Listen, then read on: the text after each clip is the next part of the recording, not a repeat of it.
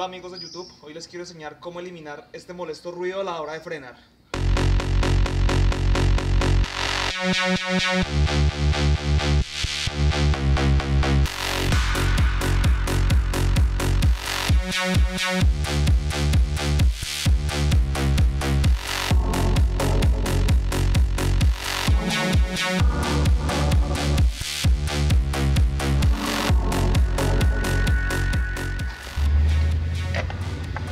Como podemos ver, el ruido se genera porque las pastillas van dejando mucho desgaste entre ellas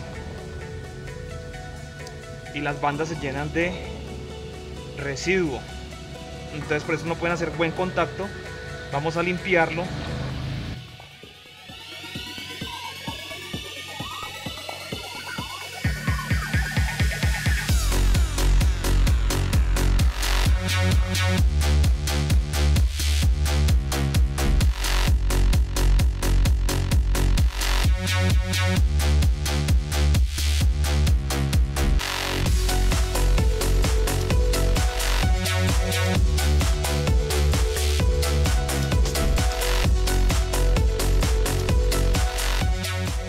Aquí podemos verificar el estado de nuestras bandas, el desgaste y saber si es necesario el cambio de estas. En este caso aquí vemos que aún tenemos superficie disponible para su uso.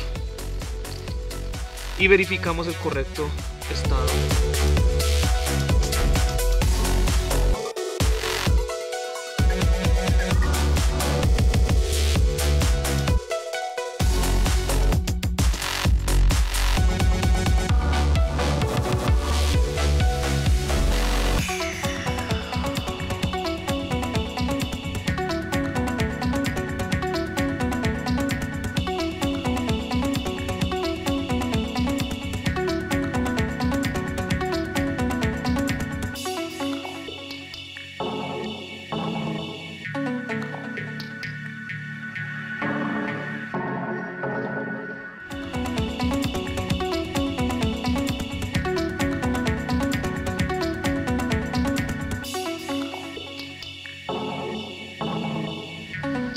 El último paso es ajustar